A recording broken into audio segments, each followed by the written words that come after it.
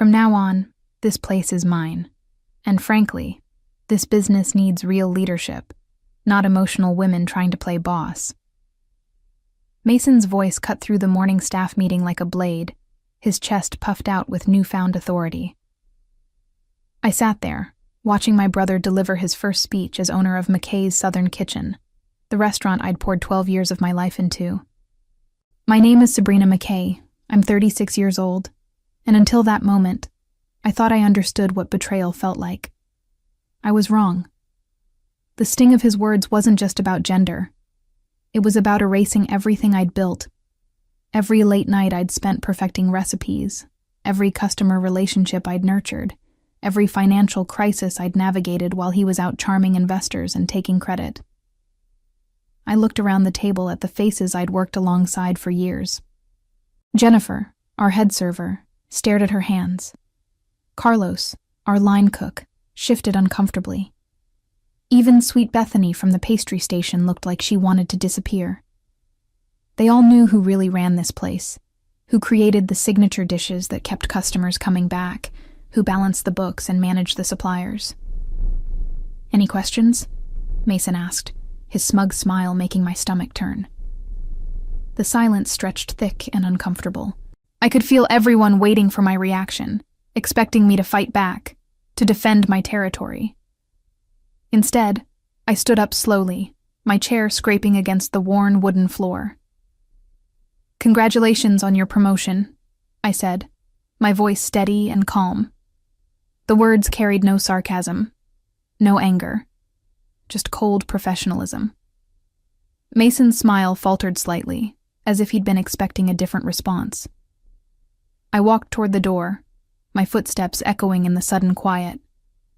Behind me, I heard Mason clear his throat, trying to regain his momentum. "Well then, let's talk about the changes we'll be implementing immediately." But I was already gone, pushing through the kitchen doors one last time. The familiar smells of cornbread and collard greens that had once felt like home now seemed like ghosts of what used to be. I grabbed my purse from the office, my former office, and walked out the back door without looking back. The Charleston morning air hit my face, warm and humid even at 9 a.m. I sat in my car for a moment, hands gripping the steering wheel. Mason thought he'd won something today. He thought he'd finally put me in my place, claimed what he believed was rightfully his as the eldest son. What he didn't realize was that he'd just made the biggest mistake of his life.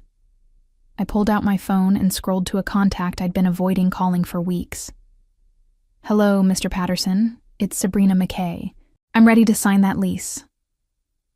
Growing up in the McKay family meant understanding your place in the hierarchy. My father, Thomas McKay, had built our restaurant from nothing in 1987, transforming a tired diner into Charleston's beloved McKay's Southern Kitchen. My mother, Patricia, worked beside him for 30 years, managing front-of-house operations with grace and warmth that kept customers returning generation after generation. Mason, being 3 years older and the only son, was always positioned as the heir apparent. Even as children, he got the choice cuts at dinner while I helped clear plates. When we both started working at the restaurant as teenagers, he was introduced to customers as the future owner, while I was simply Thomas's daughter who helps out. But helping out became my life's work. After college, while Mason bounced between sales jobs and entrepreneurial ventures that never quite took off, I moved back home and threw myself into the restaurant. I wasn't officially management, but somehow every crisis landed on my desk. When suppliers needed paying, they called me. When the health inspector showed up unexpectedly, I handled the walkthrough. When customers complained about service or praised a new dish, they asked for me specifically. I spent 5 years learning every aspect of the business. I modernized our inventory system, negotiated better contracts with local farmers, and created 3 of our most popular menu items, including the bourbon peach cobbler that food bloggers drove from Atlanta to try. I worked 60-hour weeks without complaint, skipping family vacations and social events because someone needed to mind the restaurant. Mason, meanwhile, had discovered his talent for schmoozing. He'd breeze in during busy Friday nights, work the dining room like a politician, and leave with phone numbers from potential investors or local business owners. Our parents loved watching him network, convinced his charm would take the restaurant to the next level. "Sabrina's the detail person," my mother would say fondly. "But Mason has vision." The irony wasn't lost on me. My vision had increased our revenue by 30% over 3 years. My details kept us profitable when other family restaurants in the area were closing. But Mason's charisma made him the natural choice for leadership in our parents' eyes. 2 months ago, when Dad announced his retirement plans, I'd foolishly hoped my years of dedication would finally be recognized. Instead, he called a family meeting to discuss transitioning ownership to Mason. I sat there, watching my brother nod seriously as if he'd been preparing for this moment his entire life, rather than showing up sporadically to glad-hand customers. "You'll be invaluable support for him," Dad assured me. "Every good leader needs a strong right hand." A right hand. After 12 years of being the backbone, I was being offered a supporting role in my own story. I smiled and nodded, but that night I started making phone calls. If they wanted Mason to lead, he could learn to do it without me.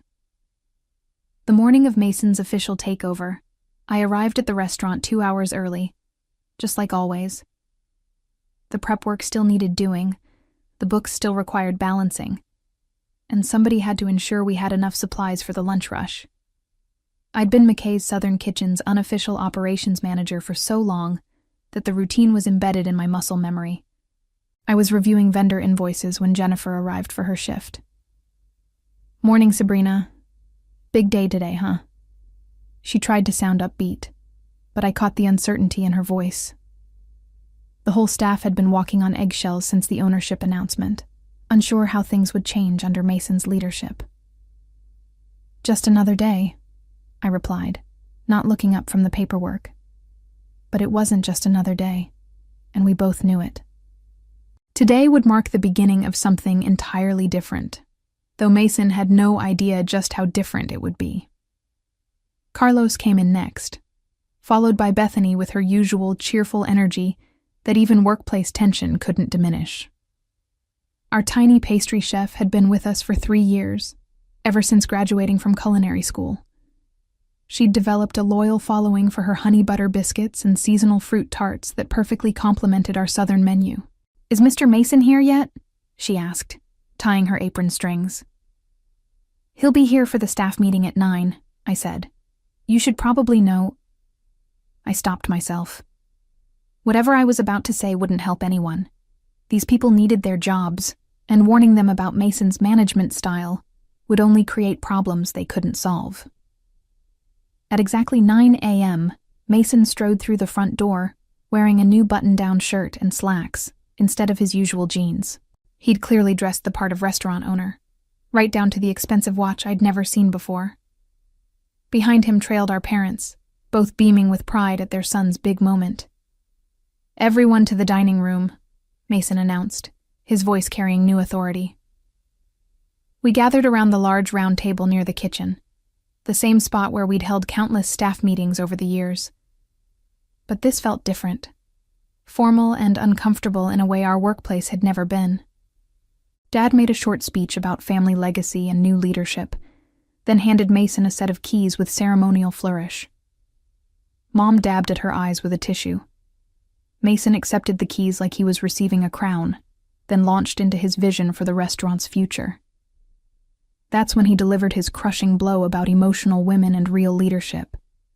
That's when 12 years of my life were dismissed with a few careless words.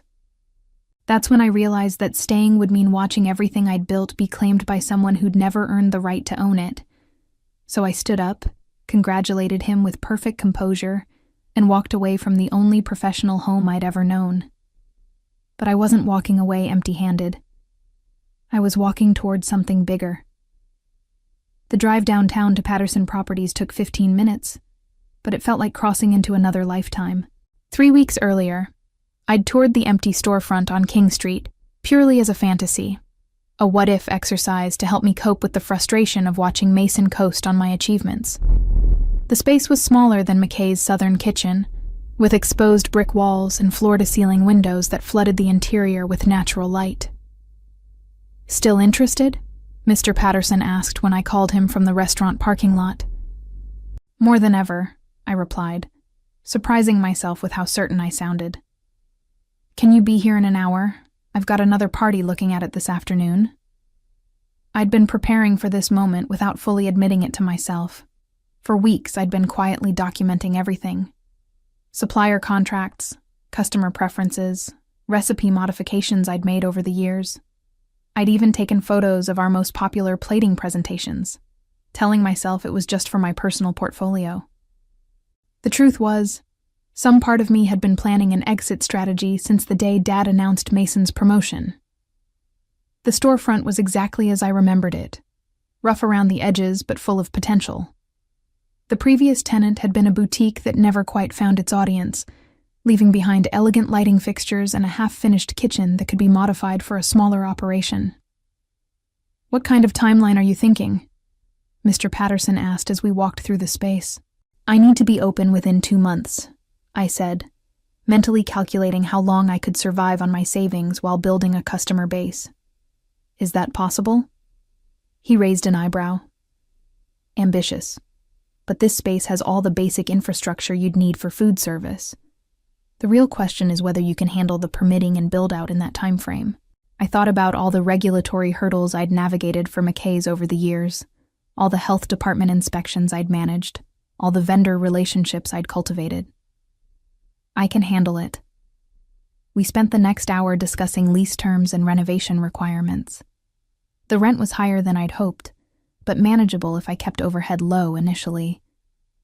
I'd have to be chef, manager, and marketing department all in one, at least until revenue could support additional staff. Walking back to my car, I felt a strange mix of terror and exhilaration. I was about to bet everything on my belief that customers would follow quality food and genuine hospitality, regardless of the McKay family name. It was the biggest risk I'd ever taken, but it felt more honest than staying to watch Mason destroy what I'd spent 12 years building. My phone buzzed with a text from Jennifer. "Are you okay? Mason's asking where you went." I stared at the message for a long moment, then typed back, "I'm fine. Take care of yourself." The next 2 hours were a blur of phone calls and paperwork, lease agreements, insurance applications, contractor estimates for kitchen modifications. I called every vendor I'd worked with at McKay's, carefully explaining that I was starting a new venture and asking about their standard terms for new accounts. Most were surprised but supportive, especially Tony from Coastal Produce, who'd been delivering to our family restaurant since I was in high school. "About time you went out on your own," he said. "You've been running that place for years anyway." By the time I drove home that evening, I had a signed lease, 3 contractor estimates, and a business license application ready to submit. I also had a knot in my stomach the size of a dinner plate, and the growing realization that I'd just made a decision I couldn't undo. I poured myself a glass of wine and sat on my front porch, watching the Charleston evening settle over the historic district. Tomorrow, Mason would start learning what it actually took to run a restaurant, and I would start proving that talent and dedication mattered more than family connections and entitled attitudes. The second week of Mason's reign at McKay's Southern Kitchen brought the first crisis. I heard about it through Bethany, who called me 3 days after I'd submitted my business license application. "Sabrina, I hope it's okay that I'm calling," she said, her voice nervous. "But we're having some problems at the restaurant, and I didn't know who else to ask." "What kind of problems?" I kept my tone neutral, though my pulse quickened. "Well, Mason changed our suppliers without checking the quality first.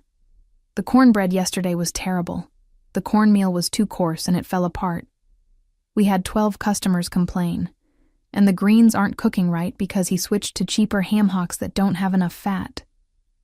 I closed my eyes, picturing the disaster. Our cornbread recipe was legendary in Charleston, passed down from my grandmother and perfected through decades of trial and error. The specific cornmeal blend came from a mill in South Carolina that cost more than generic brands, but produced the silky texture our customers expected. "What did he say when you brought it up?" He told me to stop questioning his decisions and figure out how to make it work. Jennifer tried to explain that customers were asking for their money back, but he said people complain about everything, and we shouldn't cater to whiners. My stomach clenched. Those whiners were loyal customers who'd been eating our cornbread for years. They knew the difference between the real thing and a cheap substitute. "I'm sorry you're dealing with this," I said carefully. "But Mason's in charge now. He'll have to learn through experience." "That's just it," Bethany continued. "I don't think he wants to learn. He keeps saying the old ways were inefficient and that customers won't notice small changes if we market properly. Yesterday, he hired some marketing consultant who wants to rebrand us as upscale casual and add items like quinoa salads to the menu. Quinoa salads at a traditional Southern restaurant that built its reputation on authentic comfort food. I had to admire Mason's ability to miss the point so completely. "Bethany, can I ask you something? Are you happy working there?" The pause told me everything I needed to know. "I love cooking," she said finally, "and I love the regulars who've become like family. But it's getting hard to take pride in what we're serving when Mason won't listen to anyone who's actually worked in the kitchen." "I understand," I said. "And if you ever want to talk about other opportunities, I'm always here." After we hung up, I sat staring at my laptop screen, where I'd been working on menu concepts for my new restaurant. I'd planned to start small and simple, focusing on a few signature dishes done exceptionally well. But if Mason was already alienating customers and staff, maybe I could move faster than I'd originally planned. I called Carlos next, then Jennifer. Both conversations followed the same pattern: frustration with Mason's changes, concern about declining food quality, and careful questions about what I was planning for my new venture. I didn't recruit anyone directly, but I made it clear that talented people would always have a place with me. By the end of the week, I had 3 staff members asking detailed questions about my timeline. More importantly, I had a clear picture of how quickly McKay's Southern Kitchen was losing its way under Mason's leadership. He was changing everything that made us special while ignoring the operational expertise that kept us running smoothly. It was exactly the opening I needed, though I felt a pang of sadness watching my family's restaurant stumble. This wasn't how I'd wanted things to go. But Mason had chosen his path when he dismissed my contributions so callously. Now, I would show him what real leadership looked like. 3 weeks into my new venture, I received a call that changed everything. I was standing in my future restaurant, watching contractors install new equipment, when my phone rang with an unfamiliar number. "Miss McKay, this is Dr. Patricia Hendricks from the Charleston Food Network Association. I hope I'm not catching you at a bad time." The Charleston Food Network Association was a prestigious group of local chefs, restaurateurs, and food writers who promoted the city's culinary scene. Getting their attention usually took years of established success. "Not at all, Dr. Hendricks. How can I help you?" "I've been hearing some interesting things about your new restaurant project. Word travels fast in our community, especially when someone with your reputation decides to strike out on their own." My reputation. I'd never thought of myself as having a reputation beyond the walls of McKay's Southern Kitchen. But Charleston's food scene was smaller and more interconnected than I'd realized. "Several of our members have mentioned their experiences at McKay's over the years," she continued. "Consistently, they've noted the exceptional quality of certain dishes and the operational excellence that kept the restaurant running smoothly. Many assumed you were the executive chef, given the caliber of the food." "I was the operations manager," I said, choosing my words carefully. "But I did develop several menu items and oversee quality control." "Ah, that explains a lot. The reason I'm calling is that we have an opening in our autumn showcase event. It's typically reserved for established restaurants, but we occasionally invite promising new ventures to participate. Would you be interested in representing your new establishment?" My heart hammered against my ribs.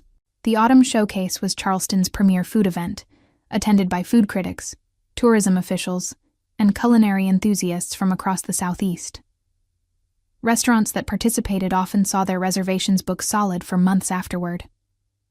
"I'd be honored," I managed, But I should mention that we're still in the build-out phase. We haven't even had our soft opening yet. When are you planning to open? I did quick mental calculations. The contractors promised to finish kitchen installations by the following week. I'd need at least 2 weeks for staff training and recipe testing. 6 weeks from now, if everything goes according to schedule. Perfect. The showcase is 8 weeks out, which gives you time to work out any opening issues. I'll email you the details and vendor information. After she hung up, I stood in my empty dining room, barely believing what had just happened. Someone had recommended me for Charleston's most important food event based solely on my work at McKay's. Someone had noticed that the quality they associated with our family restaurant came from my efforts, not Mason's charm. I called my contractor immediately. Jerry, what would it take to move our timeline up by a week? Possible, but it'll cost extra for overtime crews. Why the rush? I just got invited to participate in the Charleston Food Network's Autumn Showcase. This could make or break the entire venture. In that case, let's make it happen. When do you need to be serving customers? 5 weeks from today. Jerry whistled low. You're cutting it close, but I like your confidence. Let me make some calls. As I drove home that evening, I realized that everything was accelerating beyond my original plans. I'd hoped to build slowly, establish a local following, and gradually grow the business. Instead, I was about to launch directly into Charleston's culinary spotlight. But maybe that was exactly what I needed. Mason had dismissed me as an emotional woman playing boss. In 5 weeks, I'd be serving food to some of the most discerning palates in the Southeast, representing everything I'd learned about hospitality and excellence over 12 years. Let him try to explain that away to our parents. McKay's Table opened on a humid Thursday morning in October, with no fanfare and no advertising budget. I'd chosen the name carefully, keeping the family connection while making it clear this was my establishment. The soft opening was intentionally quiet, just a few dozen customers who'd heard through word of mouth. Jennifer, Carlos, and Bethany had all given their notice at McKay's Southern Kitchen the previous week, timing their departures to coincide with my opening. I hadn't asked them to leave their jobs, but I'd made it clear that talented people would always have opportunities with me. They'd made their own decisions about where they wanted to build their careers. Our first customer was Mrs. Eleanor Davidson, an 82-year-old widow who'd been eating lunch at McKay's Southern Kitchen every Tuesday for 15 years. She'd heard about my new place through Jennifer and wanted to see if I'd maintained the quality she remembered. "Honey, I sure have missed your cornbread," she said, settling into one of our mismatched chairs. "That new boy at your daddy's place just doesn't understand what makes food special." I served her our signature dish, pan-fried chicken with bourbon glaze, accompanied by cornbread made from the same mill I'd used for years, and greens slow-cooked with proper country ham. Her face lit up with the first bite. "This is it," she declared. "This is what I've been missing." Word spread through Charleston's network of food lovers faster than I'd dared hope. By Friday evening, we had a waiting list. By the following Tuesday, Mrs. Davidson had brought 3 friends. Carlos reported that customers were asking specifically for dishes I'd created at McKay's: the bourbon peach cobbler, the honey-glazed carrots, the cornbread that had become legendary among locals.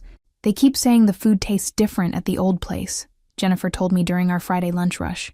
"Less soul, more corporate." I nodded but didn't respond. I wasn't interested in bad-mouthing Mason or the family restaurant.